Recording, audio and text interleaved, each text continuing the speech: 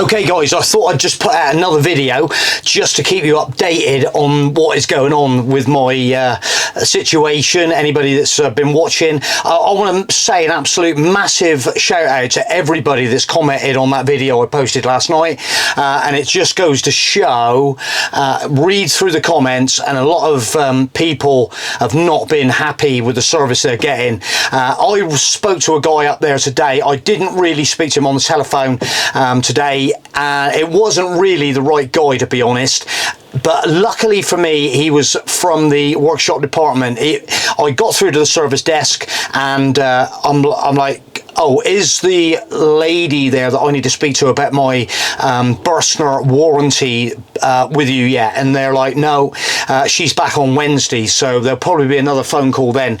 I left my telephone number and said, look, pass on the information to whom it may concern, if anybody, if you're bothered about it. But I told him a few of the little bits and pieces, the little niggles that I had, that I sort of wasn't too chuffed about, yeah, kind of just left it like that. But in the meantime, I'm kind of like, okay, so back to this situation where there was like this pressure loss on the fridge, and I've been like delving in, so obviously they must use a manometer for pressure, so we're having a little bit of a sniff around that one at the moment. Yeah, see if we can smell any gas. But I was watching actually a video from Bristol Caravans, a guy, it's on YouTube, and he was actually sort of talking to a guy about habitation checks, and this guy was actually saying the fact that if, for example, there is some kind of issue, they get the customer and actually show them the issue, and that is that's kind of like where I said to Caroline, I said, literally, I wish, when he said about this pressure loss thing, you know, I wish I'd have said, hey mate, can I have a look? Because this is where you're behind that kind of like the Iron Curtain of Chelston. You know, you're not, you can't go beyond. You've got endless teas and coffees, you've got lovely chocolate biscuits and all the rest of it, but you can't go in there. Okay, but I would have liked to have got in there and be shown exactly what the problem is, and you know, then maybe, hey mate, how, what is the answer? Anyway, so I'm kind of having a look at the manometer, and then I'm kind of thinking the old technology is pushing on a little bit now. I don't know how long they've probably been using manometers for God knows how long. I presume the manometer is for very, very slight leaks on your gas system. So any comments on that, guys, I'd really appreciate it. I'm sort of obviously diving into it a little bit, trying to sort of find out a little bit more. So this is all I've actually got for checking gas leaks and top test. Okay, and it seems, so I said to Caroline tonight, I just want to see how, like, if it just picks up a very, I'm gonna use my burner in a minute and just open the gas and just see very slightly and see how quick it picks it up. Let's have a look. Right, okay, we'll just move them off of the hob. This is the hob unit here. There is the little tap. Right, I need to switch this on like that. Just let it get set up. It runs its little cycle.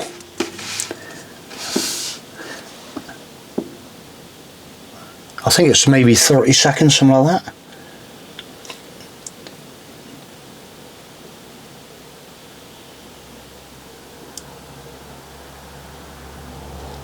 Or is it detecting now?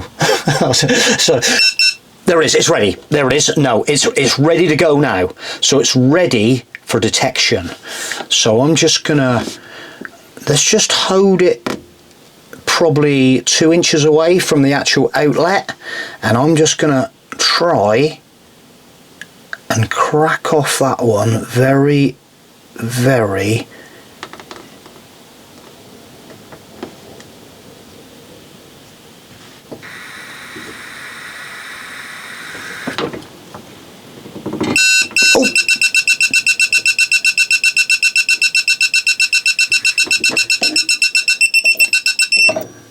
There it goes.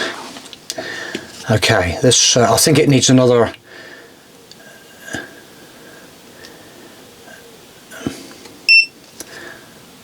Right, another little reset. So I opened it a little bit further. I'm just trying to sort of work out how fine this is. Maybe, you know, maybe that's the thing. Obviously, but obviously, if there's like a gas leak, this has got to pick it up, hasn't it? Run the cycle again.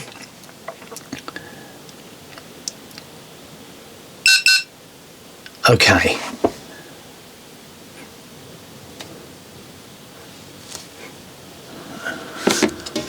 So let's try that again then. Let's just get it a little bit closer. See how these taps are. No, straight away. Absolutely straight away, look. Just cracked it off. Okay. Yeah, so I was actually talking about it again tonight with Caroline. I just said, look, I just hope that, you know, that I explained the situation about the 120 an hour.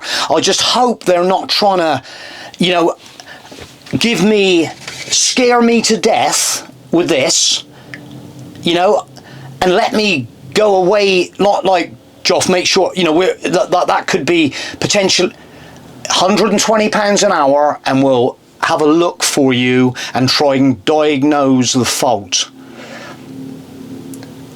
That's where I became not too happy, because you put that on, you know, Caroline's been like, how do we know it's set? And I'm like, how do I know it's set? Right, so I'm trying to use, do you know what I mean? Is it safe to use? That's what we're trying to detect. Okay, so anyway, right, the next thing is, so my fridge is the isolation tap from my fridge, which I tell you now, I've literally, this machine, I've been all around. So apparently it's just on the fridge circuit, so it's just a supply to the fridge.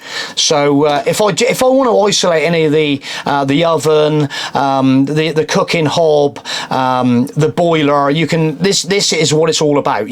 So I can isolate my fridge. There's no gas going to it, and the pipe runs. I've just had a torch. Where's my torch? We've been literally, I've checked the pipe all the way through. It looks absolutely stonking.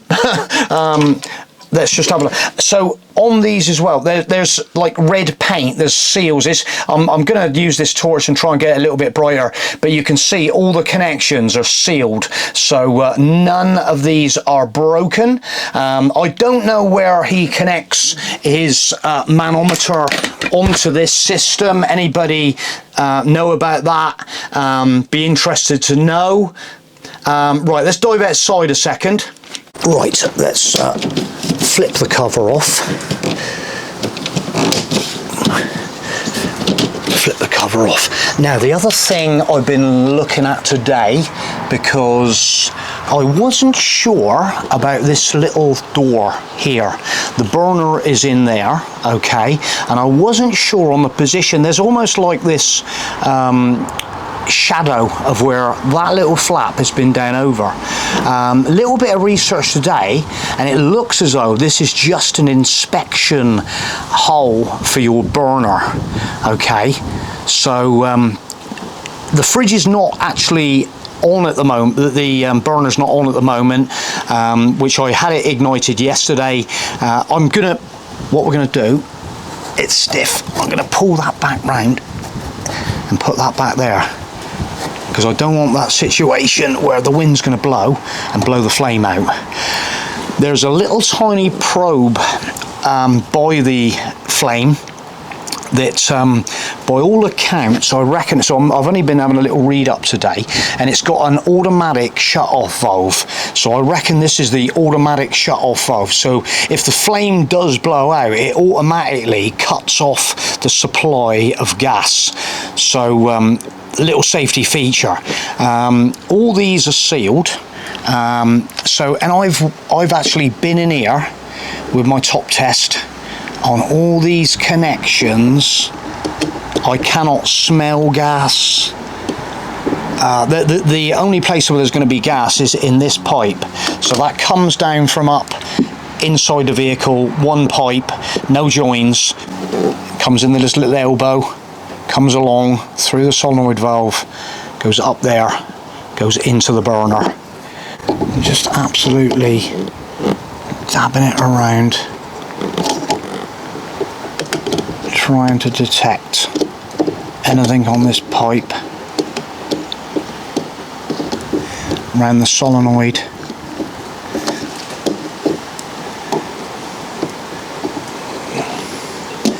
Just seeing if is that paint on there or sealer, has that ever been disturbed? I don't know. But, hello? Oh my God. Look. I think it's on that joint. I think it's on that joint. Look. It is on that joint. So I've just actually went and got Caroline and showed her what has happened. I cannot believe my luck. It looks like this union here. Okay, I'm just going to see if I can dab it again, because we've just sort of got a better position. And I'm just going to move it around a little bit. It just seemed, because it even went red. There. Right guys, I've actually got my adjustable in my pocket, so I'm going to try this union. Wow. Right guys, let me just get situated. I'm going to just adjust my adjustable, and I'm just itching to see how tight that little union is. That almost... I've got to switch off I'm going to go and switch off the gas. I might take that pipe off.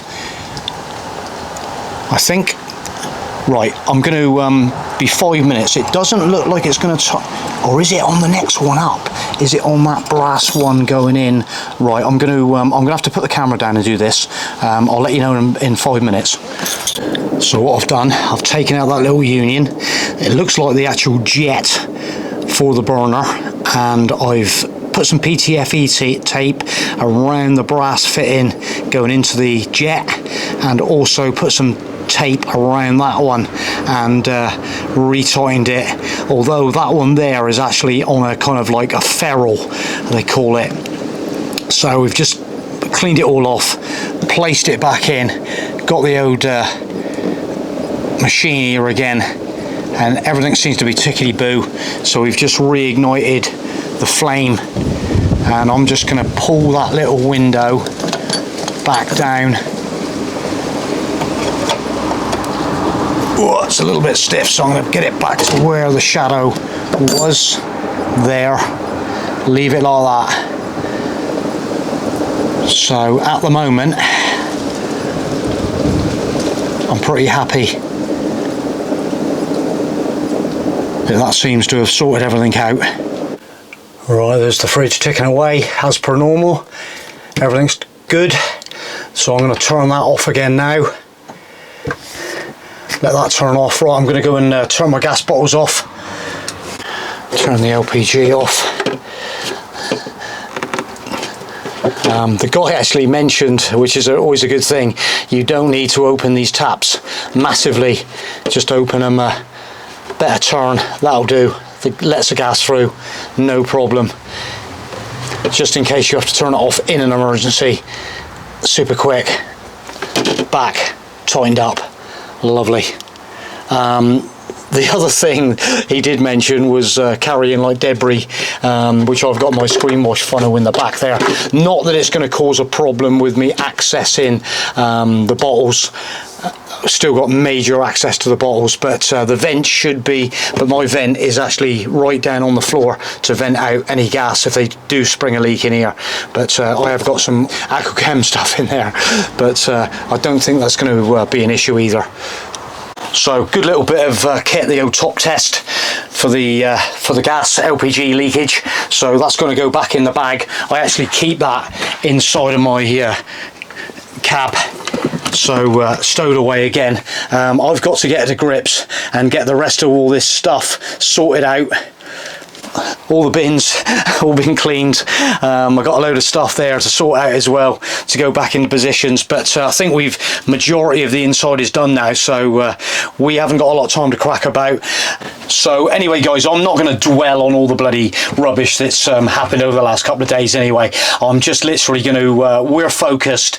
We're just going to keep our eyes on everything. We're like super vigilant, making sure everything's okay in the van, and if we do need any assistance, we've had assistance from a German company, and I sort of like know them on a pretty good basis. So if we do get if we want some like double checks on some stuff when we get to Germany, that's what we're thinking about doing. So we're going to leave the video there. Thanks for watching the video. Hope you maybe have give me some more information, manometers, gas checking, procedures. I'm reading, learning. I'm not a gas engineer, but I can use spanners and I know how PTFE tape works and seals up stuff. So basically we'll try and be super safe. But I'll leave the video there guys. Thanks for watching. Appreciate any more comments. Cheers.